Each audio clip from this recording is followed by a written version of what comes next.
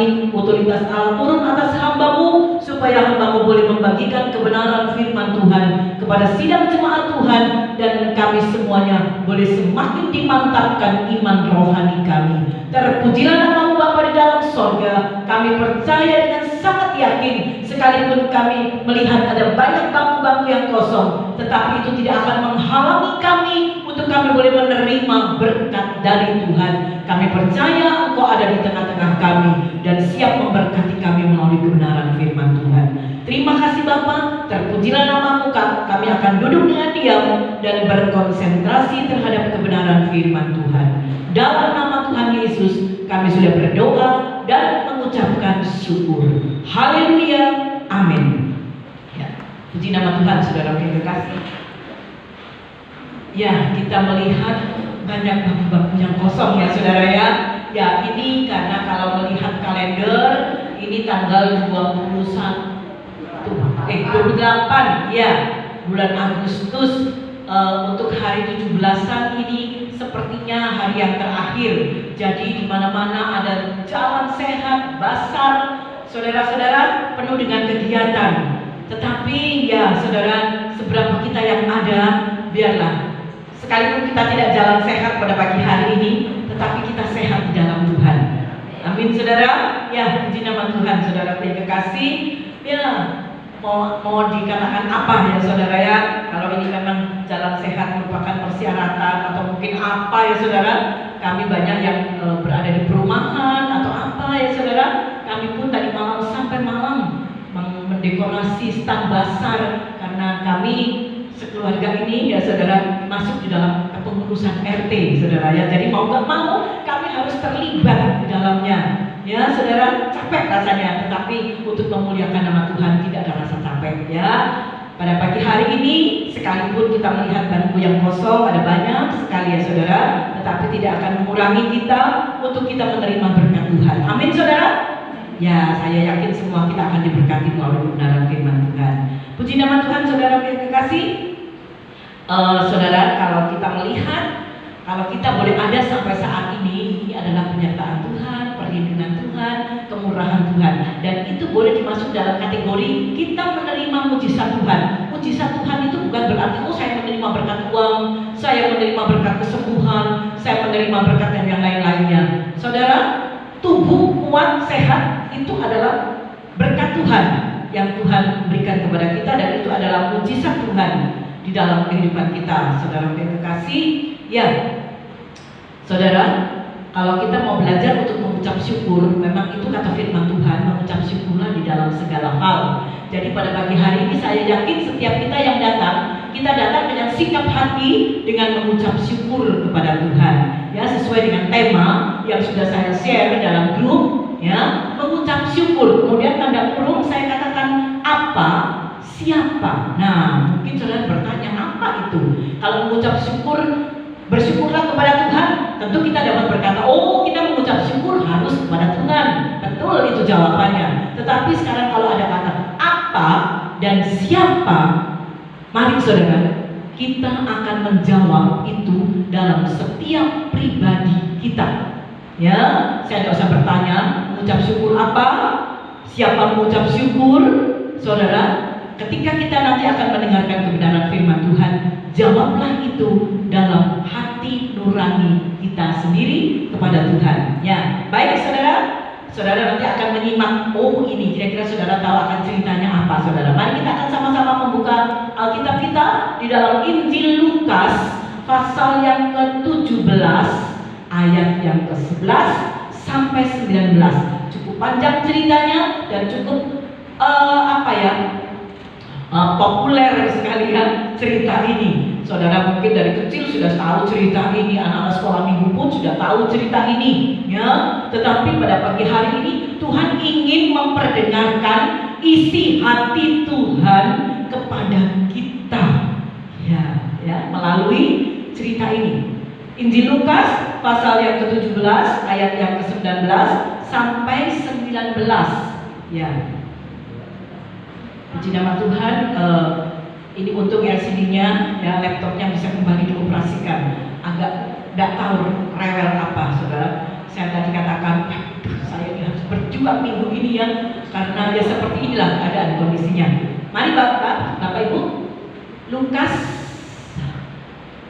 pasal 17 ayat 11 sampai 19, saudara dapat melihatnya di layar LCD ya saudara. Dalam perjalanannya, mungkin judul perikopnya siapa yang bawa Alkitabnya? 10 orang kusta. Jadi sudah tahu ya ceritanya 10 orang kusta. Semua udah tahu. Sekarang mari kita akan membaca ayat-ayatnya. Apa yang tertulis di dalamnya? Ayat yang ke-11. Dalam perjalanannya ke Yerusalem, Yesus menyusur perbatasan Samaria dan Galilea. Ketika ia memasuki suatu desa, datanglah 10 orang kusta menemui dia. Mereka tinggal berdiri agak jauh dan berteriak, "Yesus, Guru, kasihanilah kami." Lalu ia memandang mereka dan berkata, "Pergilah, perlihatkanlah dirimu kepada imam-imam." Dan sementara mereka di tengah jalan, mereka menjadi tahir.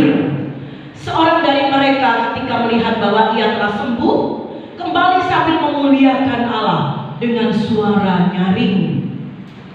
Lalu tersungkur di depan kaki Yesus dan mengucap syukur kepadanya. Orang itu adalah seorang Samaria. Lalu Yesus berkata, "Bukankah ke-10 orang tadi semuanya telah menjadi tahir?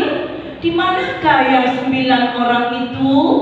Tidak adakah di antara mereka yang kembali untuk memuliakan Allah selain daripada orang asing ini?" Lalu ia berkata kepada orang itu, "Berdirilah dan pergilah, imanmu telah menyelamatkan engkau." Ya, sampai di situ saja ya. Dengan tulisan yang terakhir, "Berdirilah dan pergilah, imanmu telah menyelamatkan engkau." Amin ya. Puji nama Tuhan. Saudara, kita tahu selama Tuhan Yesus berada di muka bumi ini, saudara, ya, Tuhan Yesus mengadakan banyak sekali mujizat. Ya, kita percaya bahwa mujizat itu terjadi sampai kepada saat ini. Mengapa kita harus percaya bahwa mujizat itu terjadi sampai kepada saat ini? Kita tahu bahwa kuasa Tuhan tidak berubah dari dulu, sekarang, sampai selama-lamanya. Begitu juga dengan mujizat Tuhan. Sekalipun Tuhan Yesus tidak ada berada di dalam dunia ini, mujizat Tuhan sampai sekarang masih terjadi. Banyak hamba Tuhan yang mengadakan KKR, ya, hamba-hamba Tuhan yang Tuhan pakai dengan secara luar biasa bisa mengadakan mujizat, ya saudara. Dan sampai kepada saat ini pun kita pun menerima mujizat dari Tuhan. Mungkin saudara berkata, "Loh, mujizat apa? Saya tidak terima berkat dari Tuhan. Saya tidak menerima sesuatu dari Tuhan. Kok saya terima mujizat?" Awal tadi saya katakan bahwa penyertaan Tuhan, perlindungan Tuhan, kesehatan yang Tuhan berikan kepada kita, ya, itu pun adalah berkat Tuhan, itu pun adalah mujizat Tuhan. Ya, saudara yang kekasih di dalam Tuhan, kita harus bersyukur. Dengan iman kita harus selalu berkata bahwa mujizat Tuhan selalu terjadi di dalam kehidupan kita. Nah, puji nama Tuhan saudara. Nah, di dalam ayatnya yang terakhir tadi saya mengulang, dikatakan di sini, "Berdirilah dan pergilah, imanmu telah menyelamatkan engkau." Imanmu. Nah, saudara. Jadi bukan karena siapa-siapa, tetapi iman kita. Ya, saudara, satu pertanyaan sebelum saya melanjutkan ini, saudara, mana yang lebih berbobot, mana yang lebih besar nilainya, ya, bagi kita sebagai orang yang percaya? Kesembuhan atau keselamatan? Karena Tuhan katakan, "Imanmu telah menyelamatkan engkau." Lebih gede mana saudara? Lebih berbobot mana penilaian saudara? Kesembuhan atau keselamatan? Tolong saudara jawab. Keselamatan. Dengan dasar apa? Loh, saya selamat. Loh, saya masih sakit deh. Bagaimana saudara? Tetap saudara berpegang pada keselamatan? Ya. Nilai harga sebuah keselamatan itu adalah anugerah Tuhan. Ya, orang yang sembuh, ya, belum tentu dia menerima keselamatan daripada Tuhan. Tetapi kalau kita sudah menerima keselamatan sebagai anugerah Tuhan, maka penyertaan Tuhan, berkat Tuhan, kesembuhan dan lain sebagainya itu adalah bonus buat kita. Ya, jadi keselamatan itu adalah yang terutama, kesembuhan itu mengikuti. Ya, itu semuanya adalah berkat-berkat Tuhan dan kita menerimanya dengan iman kita. Kalau kita tidak beriman atau setengah-setengah iman kita, maka keselamatan itu tidak akan terjadi. Boro-boro kesembuhan, boro-boro penyertaan perlindungan Tuhan. Ya, tetapi keselamatan itu adalah satu anugerah yang besar yang Tuhan berikan kepada kita. Yang lain-lainnya itu adalah sebagai imbuhan, ya, bonus yang menyertai.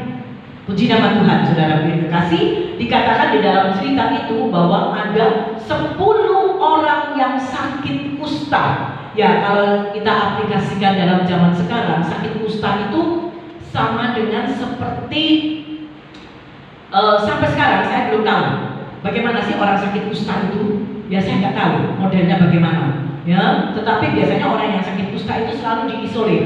Ya, tidak boleh dekat-dekat dengan kita. Mungkin virusnya atau bakterinya atau apanya ya saudara ya, itu bisa menular. Ya, tapi sakit kusta itu apa, kanker kulit mungkin ya saudara ya, bintul-bintul gitu ya. Lepra. Nah ya, mungkin saudara pernah tahu orang sakit lepra? Ya Allah, oh bintul-bintul. Oh ya, seperti itu. Ya, mungkin kalau ada istilah Cina, apa namanya? Apa jenisnya? Apa? Saya pernah dengar kok itu. Sakit lepra, itu apa ya yang tidak boleh deket sama orang gitu loh saudara. Apa? Daiko apa? Iya, daiko ya, daiko ya, lepra. Nah seperti itulah saudara. Ya, tetapi dalam firman Tuhan menggunakan istilah kusta. Ya saudara, tidak tahu sekarang sakit kusta itu apa, sudah ada obatnya bagaimana saya tidak tahu. Tetapi pada zaman itu saudara, mungkin mereka pun sudah berobat tetapi tidak bisa sembuh saudara. Nah, melalui kuasa Tuhan inilah mereka menjadi tahir ya saudara, sembuh. Ya, di dalam ayatnya yang ke-13 di situ dikatakan mereka berteriak. Ya, mereka berteriak. Jadi mereka tidak bilang Tuhan kasihanilah kami. Tidak, mereka berteriak dengan suara yang keras. Tentunya kalau suara mereka keras itu adalah suara yang betul-betul keluar dari dasar hati nurani yang paling dalam. Betul-betul menyatakan isi hati mereka dengan berteriak, berseru kepada Tuhan. Ya, dari dasar hati. Ya, mereka memohon apa saudara? Mereka memohon pertolongan. Mereka berkata, Guru, kasihanilah kami. Mereka minta belas kasihan karena mereka beranggap kami sudah berobat kemana-mana mungkin tidak bisa. Ya saudara, akhirnya pelarian mereka yang terakhir adalah memohon pertolongan kepada Tuhan Yesus, karena mereka tahu bahwa Tuhan Yesus akan melewati mereka. Ya saudara, dan bagaimana sekarang respon Tuhan Yesus ketika mereka berteriak dengan suara yang keras, Guru, kasihanilah kami. Yesus, Guru, kasihanilah kami. Mereka tahu bahwa Tuhan Yesus dapat menyembuhkan. Itu sebabnya mereka berteriak minta tolong dengan sepenuh hati seperti itu saudara ya. Nah, sekarang bagaimana respon dari Tuhan Yesus? Apakah Tuhan Yesus cuma melihat, karena mereka berteriak dalam cerita itu, mereka berteriak dari jauh saudara. Tidak dikatakan berapa kilometer, berapa meter, tetapi Tuhan Yesus melihat mereka. Ya, Tuhan Yesus tidak tutup mata, tetapi Tuhan Yesus melihat mereka. Pertama, saudara pegang, Tuhan Yesus melihat mereka. Tuhan Yesus tidak menutup mata. Dan yang kedua, Tuhan Yesus tidak menutup telinganya. Ya, Tuhan Yesus mendengar seruan, jeritan hati mereka, sekalipun dengan jarak jauh. Tuhan Yesus melihat, Tuhan Yesus mendengar jeritan hati mereka. Ya, dan Tuhan Yesus yang terakhir tidak menutup hatinya. Artinya apa saudara? Tuhan Yesus berbelas kasihan kepada mereka. Saudara, mungkin murid-muridnya cuma melihat, ya sudah cuma lihat toh, mendengar ya mendengar, tetapi murid-murid mungkin tidak jatuh belas kasihannya. Lain dengan Tuhan Yesus. Dan inilah respon dari Tuhan Yesus, ya. Tuhan Yesus memandang mereka, ya saudara. Dan inilah kita tahu bahwa bentuk kepedulian Tuhan, bentuk empati, bukan simpati ya saudara, empati. Empati itu Tuhan Yesus itu ikut merasakan. Mari saudara, kita juga belajar ya saudara. Kita bukan hanya kepada seseorang, kepada saudara kita, kepada rekan-rekan seiman kita. Kita bukan hanya simpati saja ya saudara ya. Tetapi marilah kita belajar untuk empati. Ya, kita memposisikan diri kita kepada seperti orang itu. Nah, itu namanya empati. Ya saudara. Nah, kepada mereka yang berteriak minta tolong, memohon belas kasihan Tuhan. Ya saudara, Tuhan Yesus mendengar. Tuhan Yesus tidak tutup mata. Tuhan Yesus tetap berbelas kasihan kepada mereka. Dan kita melihat apa yang terjadi. Satu sikap tindakan Tuhan Yesus setelah Tuhan Yesus mendengar, melihat, jatuh belas kasihannya kepada mereka. Apa sekarang tindakan Tuhan Yesus kepada mereka? Dalam ayatnya yang ke-14 Tuhan katakan, ya, jadi ini bukan hanya sekedar cerita loh saudara. Mari sekarang kita mau belajar untuk mengaplikasikan. Tadi saya katakan dalam share, mengucap syukur apa dan siapa. Kemudian rekamlah itu semua dalam hati saudara, jawablah itu kepada Tuhan. Ya saudara, apa yang kemudian Tuhan perintahkan? Tuhan katakan, pergilah, perlihatkanlah dirimu kepada imam-imam. Nah saudara, kalau kita berkata imam-imam zaman dahulu, zaman Taurat, zaman firman Tuhan waktu Tuhan Yesus masih ada di dalam dunia ini, imam-imam itu dapat dikategorikan atau hamba-hamba Tuhan, atau pendeta-pendeta, atau gembala sidang. Kalau kita aplikasikan pada saat-saat ini, Tuhan kata pergilah. Tuhan Yesus tidak menjamah loh saudara. Tuhan Yesus tidak mendoakan, tapi Tuhan Yesus hanya katakan pergilah, perlihatkanlah dirimu, tunjukkan bahwa ini aku sakit kusta, dan tunjukkanlah kepada imam-imam. Jadi disuruh pergi, ya saudara. Zaman dahulu, saudara, kalau kita imam-imam itu bekerja di dalam satu tempat ibadah, melayani tempat ibadah. Ya seperti sekarang pendeta atau hamba-hamba Tuhan datang ke gereja, itu loh saudara ya. Saya aplikasikan dengan kondisi saat ini saja ya. Saya dengan pakai bahasa yang lugas gitu ya saudara. Pergilah kamu, istilahnya pergilah kamu ke gereja. Kemudian tunjukkanlah kepada imam-imam siapa dirimu yang sedang sakit kusta itu saudara ya. Nah saudara, bagaimana sekarang dengan 10 orang kusta ini? Ya apa sih Tuhan? Bukannya aku dipanggil, bukannya aku didoakan. Loh, sama Tuhan malah disuruh pergilah. Ya saudara, mereka tidak mokong, mereka tidak membantah, mereka tidak kecewa. Mereka tunduk taat kepada perintah Tuhan. Ya, mereka kemudian ketaatan mereka, akhirnya mereka pergi saudara. Mereka pergi. Dan apa yang terjadi saudara? Belum sampai di gereja, kata-kata begitu ya saudara ya, atau belum sampai ketemu hamba Tuhan, atau belum bertemu dengan pendeta. Nah begitu ya saudara ya. Apa yang terjadi? Kemudian terjadilah, dan sementara mereka di tengah jalan, mereka sedang OTW. Nah begitu ya istilahnya. Mereka sedang OTW, akhirnya di tengah jalan mereka menjadi apa saudara? Tahir. Tahir itu sembuh dari sakit kustanya itu itu, saudara. Nah, senang apa tidak? Pasti secara jasmani senanglah sekali melihat kulitnya tadinya wow seperti itu, sekarang menjadi wow dengan pertolongan Tuhan. Ya, mereka menjadi tahir. Namun, nah disinilah letaknya sekarang, saudara. Namun, saudara, bagaimana selanjutnya, saudara? Ayat kemudian dikatakan, yang kembali berapa orang, saudara? 1. Yang sembuh berapa? 10. Yang sembuh 10. Tetapi hanya 1 di antara 10.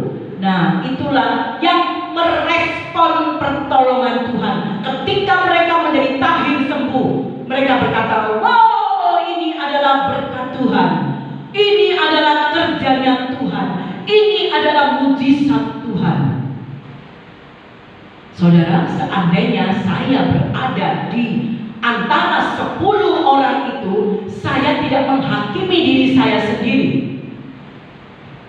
Tidak, mungkin saya tidak seperti 1 orang itu. Dikatakan 1 orang itu orang Samaria. Orang Samaria itu orang asing yang tidak mengenal, tidak masuk dalam grupnya, kumpulannya Tuhan Yesus. Bukan.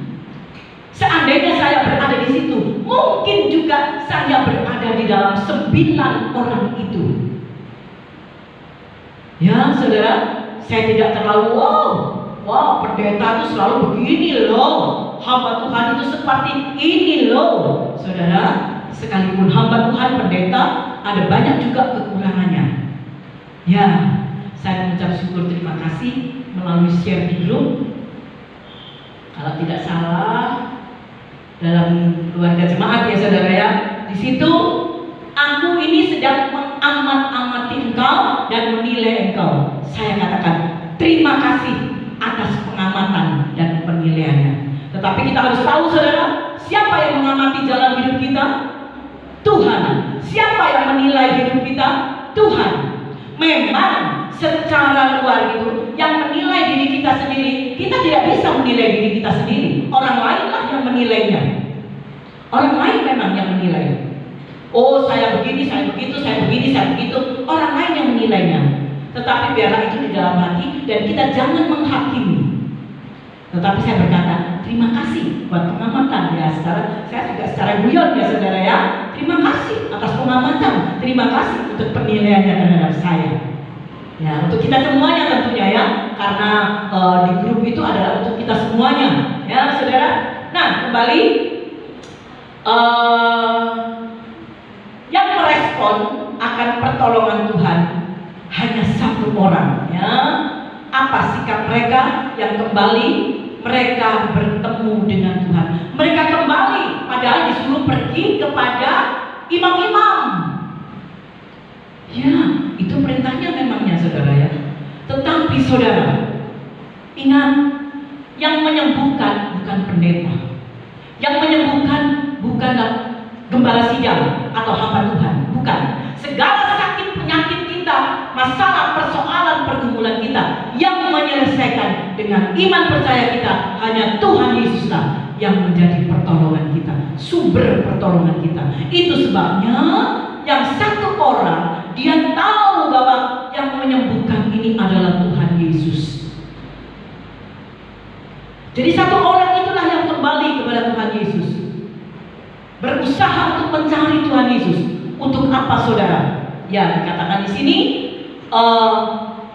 untuk berterima kasih, untuk bersyukur kepada Tuhan. Ya, jadi ada saudara punya niat hati.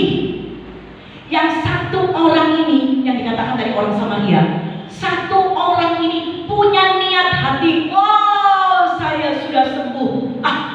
Yang menyembuhkan saya ini Tuhan Yesus yang tadi ngomong itu.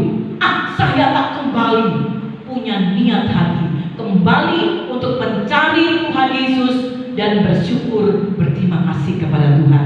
Nah, saudara yang kekasih, sekarang mari kita akan belajar mengaplikasikan cerita ini, saudara. Bagaimanakah dengan kehidupan kita sebagai orang yang percaya Ya, bagaimana? Adakah kita mempunyai niat hati setelah kita menerima pertolongan dari Tuhan? Oh, ya wis wayahe aku dapat pertolongan dari Tuhan. Atau mana aku tidak pernah menerima berkat Tuhan? Mana? Aku tidak terima mujizat. Aku ya sakit. Aku yang masih ada masalah persoalan pergumulan. Aku masih begini dan begitu Tuhan. Mana mujizat Tuhan? Saudara yang terkasih, kita hidup, kita bisa bernafas, kita masih bisa bercenut jantung hati kita.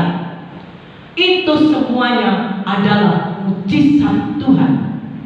Kalau bukan mujizat Tuhan, kita tidak tahu keberadaan kita berada di mana. Kita menerima berkat-berkat Tuhan, kita bisa menikmati berkat-berkat Tuhan. Itu adalah mujizat. Mungkin saudara berkata, mana berkat saya? Saya tidak pernah menerima berkat. Saudara, kalau kita berbicara berkat, saudara, itu adalah satu kepercayaan yang Tuhan berikan kepada kita. Nih, kamu tak kasih kepercayaan, kamu tak kasih berkat. Itu adalah satu kepercayaan dari Tuhan. Bukan berarti Tuhan itu pilih kasih. Oh, kamu tak kasih berkat, soalnya kamu begini dan begitu. Tidak, saudara. Masing-masing itu ada urusan kita dengan Tuhan. Segala sesuatu yang kita miliki, baik itu anak, suami, orang tua, siapapun yang orang dekat dengan kita, itu adalah berkat Tuhan. Dan kita menikmatinya. Ya, saudara yang kasih, kita bisa melihat bagaimana dengan orang yang percaya. Adakah kita sudah menerima pertolongan Tuhan? Adakah kita sudah menerima mujizat Tuhan? Yang sudah saya bentangkan tadi, bahwa mujizat itu dalam bentuk bagaimana selalu. Saudara, sebagai kita orang percaya, bagaimana dengan kehidupan kita? Saudara, pasti kita mengalami banyak sekali pertolongan Tuhan. Jangan sampai kita berkata, aku tidak pernah ditolong oleh Tuhan. Jangan sampai pernah itu keluar dari dasar hati kita. Kita tidak ngomong, tapi keluar dari dasar hati. Mana pertolongan Tuhan? Enggak, Tuhan tidak pernah menolong kita. Mari kita akan buka bersama-sama Mazmur 40 ayat yang ke-6. Itu adalah satu bukti. Jangan saudara mengelak, jangan saudara berkata tidak. Saudara, mari kita buka Mazmur 40 ayat yang ke-6. Ya, inilah. Mari saudara, kita simak bersama. Kita simak bersama. Banyaklah yang telah kau lakukan, bukan sedikit, bukan seberapa, tetapi banyaklah yang telah, berarti sudah ya, yang telah kau lakukan ya Tuhan Allahku. Perbuatanmu yang ajaib dan maksudmu untuk kami tidak ada yang dapat disejajarkan dengan Engkau. Aku mau, mana lagi? Aku mau memberitakan dan mengatakannya, tetapi terlalu besar jumlahnya untuk dihitung. Ya, ini saudara, terlalu banyak yang telah kau lakukan. Ada banyak sekali pertolongan Tuhan yang sudah Tuhan kerjakan dalam kehidupan kita. Dan Tuhan katakan, tidak ada yang dapat disejajarkan. Ya, tidak ada yang dapat menyamai pertolongan Tuhan. Kemudian dari pihak kita, aku mau cerita tentang kebaikan Tuhan, aku mau bersaksi tentang kebaikan Tuhan. Tetapi, ada kata tetapi, ini adalah ungkapan dari Raja Daud ya saudara ya. Tetapi terlalu besar jumlahnya untuk dihitung. Berapa sih saudara? Berapa besarnya pertolongan Tuhan, berkat Tuhan. Sekalipun ada pujian yang lama, hitung berkatmu satu-satu, terus hitung semua, janganlah lupa, hitung semua satu persatu. Apa ya? Dan kau lihat cintamu atas Tuhan. Jadi saudara, kita memang disuruh Tuhan untuk menghitung. Hitung, ayo berkatmu itu hitungan saudara. Wow,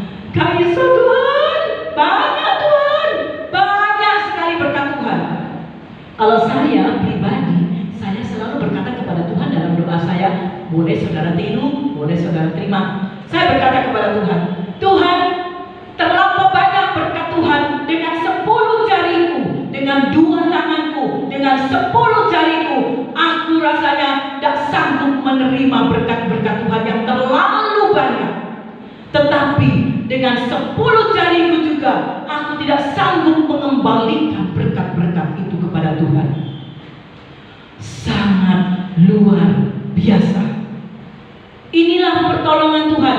Coba saudara hitung, 1 hari 24 jam pertolongan Tuhan tidak pernah berhenti dalam kehidupan kita. Saya sakit tuh, saya mengalami persoalan pergumulan, tetap itu adalah berkat Tuhan. Sekalipun kita sakit, tetapi kita selalu tetap ingat Tuhan. Tuhan tolong, seperti 10 orang kusta tadi.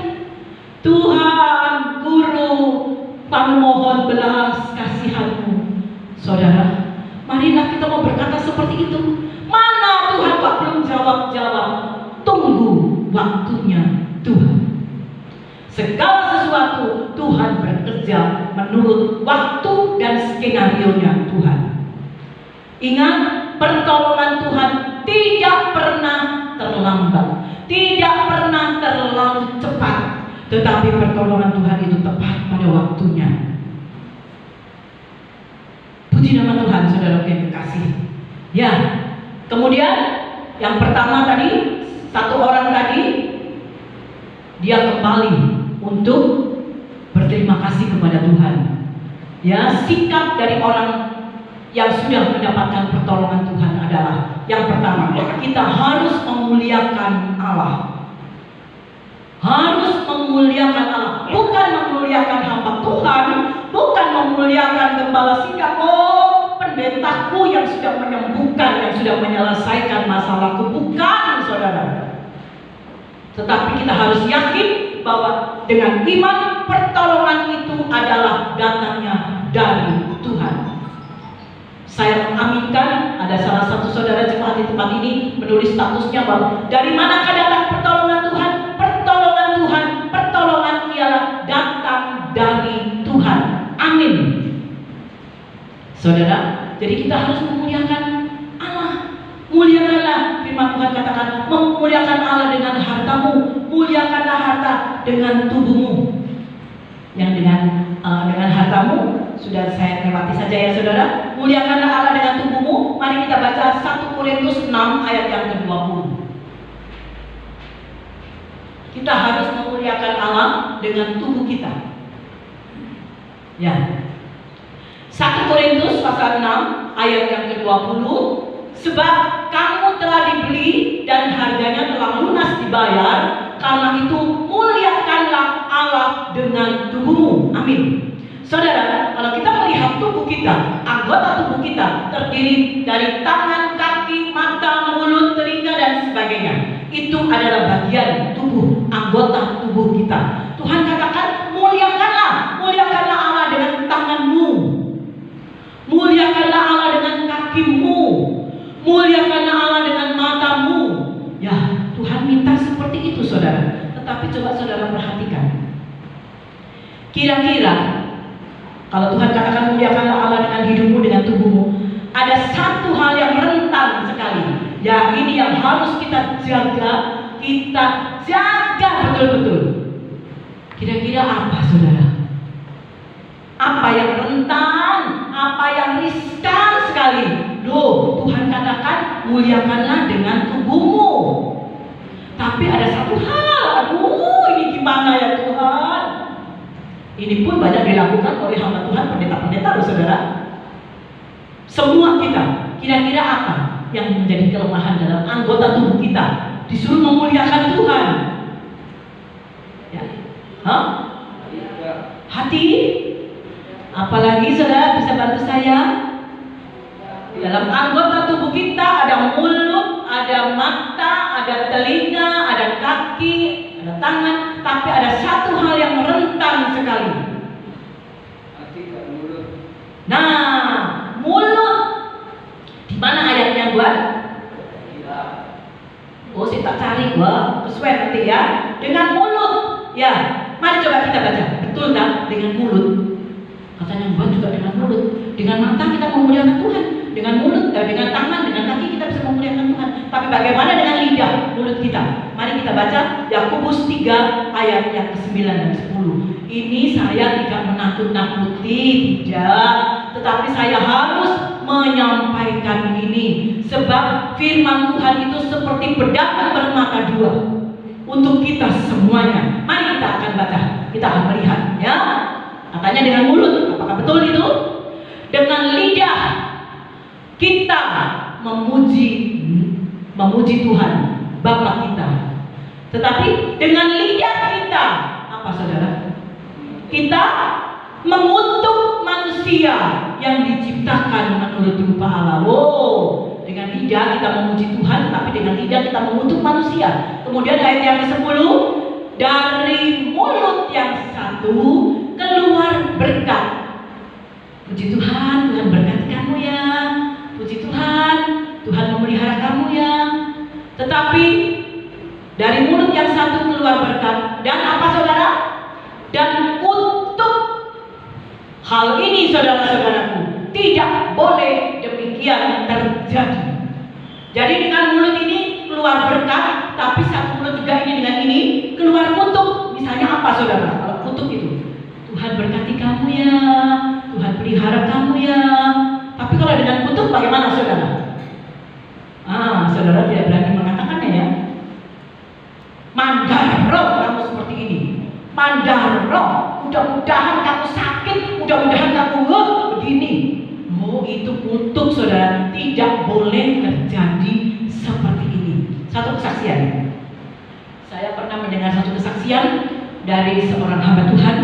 Dia berkata, ini sidang jemaatnya loh saudara. Ini sidang jemaatnya. Berkata seperti ini. Oh, ada sidang jemaat saya aktif, super aktif, aktivis gereja. Wow. Kurang apa saudara? Kalau saudara menilai bagaimana orang itu? Kalau di gereja semangat sekali memuji Tuhan. Suaminya datang kepada pendetanya. Suaminya, ini yang terjadi, ini seorang ibu saudara. Suaminya datang kepada pendetanya, kepada gembala sidangnya. Dia berkata seperti ini, ya apa Pak Pendeta, Bu Pendeta, istri saya itu waduh, kalau di gereja memuji Tuhan dengan mengangkat tangan, waduh, memuji Tuhan dengan berbahasa lidah lagi, berbahasa roh. Waduh, hebat loh saudara, seorang ibu ini. Tetapi pada waktu sampai di rumah, modelnya ganti. Melihat pembantunya, melihat apa yang rasanya kurang seret di hatinya, apa yang keluar? Apakah bahasa lidah? Apakah bahasa roh? Tidak. Yang keluar dari mulutnya, lidahnya, maki-makian. Nah, ini loh saudara. Ya apa ini kalau terjadi? Di gereja, bahasa lidah, bahasa roh. Tapi sampai di rumah, bahasa apa? Bukan Roh Kudus, bukan. Bukan lagi berbahasa Roh Kudus, tetapi berbahasa apa saudara? Ya sudah tidak tahu misalnya. Roh Kudus kan, Roh Kuda kan, ya seperti itu. Nah, dari satu mulut seorang aktivis gereja tapi bisa berbuat seperti itu. Apakah pendeta juga bisa? Bisa, saudara. Karena pendeta, seorang gembala sidang pun juga ada kelemahan dan kekurangannya. Nah, saudara. Jadi apa sih? Rentan. Wah, ini pemain drumnya sudah siap belum ya, Mbak ya? Tunggu ya, dekat sama umatku di sana. Ya, saudara kekasih, itulah yang rentan terjadi. Mulut harus dijaga. Padahal Tuhan katakan muliakanlah Allah dengan tubuhmu ya saudara ya. Dan kemudian yang kedua adalah tersungkur di bawah kaki Tuhan Yesus, menyembah Tuhan Yesus, ya, mengagungkan Tuhan. Satu orang tadi itu loh saudara ya. Nah kemudian yang ketiga adalah mengucap syukur. Memang saudara, mengucap syukur dalam segala hal. Kita sudah tahu, kita sudah sudah hafal. Mengucap syukurlah dalam segala hal, karena itulah yang dikehendaki Allah. Nah, jadi saudara, mengucap syukur itu kita adalah permintaan Tuhan, harus kita kepada Tuhan. Nah, sekarang sebagai ungkapannya, saudara, bagaimana dengan kita? Apa dan siapa? Sudah saudara dapat jawab? Mengucap syukur apa? Jawabannya adalah ya atau tidak, itu dalam hati saudara. Mengucap syukur apa? Mengucap syukur atas pertolongan Tuhan. Banyak sekali pertolongan Tuhan. Ya. Siapa sekarang yang harus mengucap syukur? Kamu. Dan aku. Tidak, saudara. Siapa?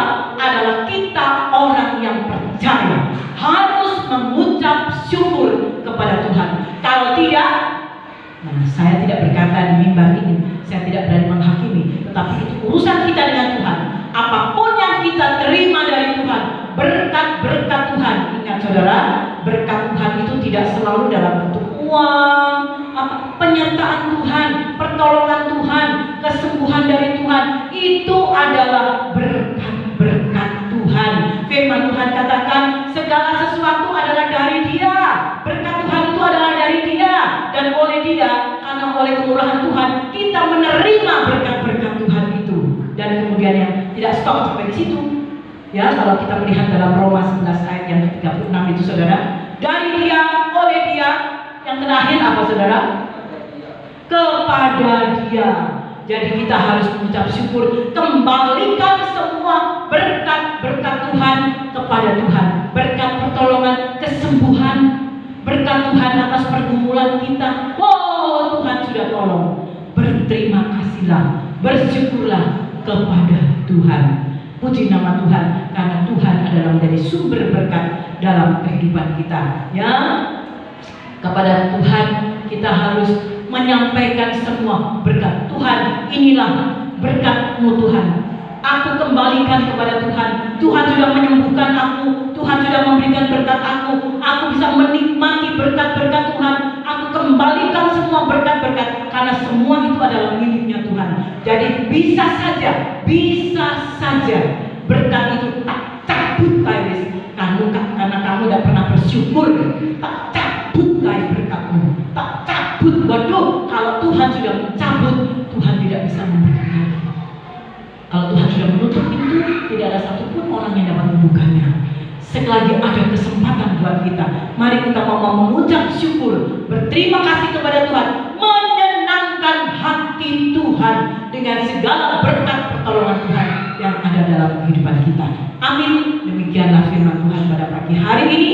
Saya berhenti berbicara, tetapi mari kita mau belajar untuk mengucap syukur atas segala pertolongan Tuhan, berkat-berkat Tuhan. Saya undang barisan musik kecil naik ke depan. Nah, ya.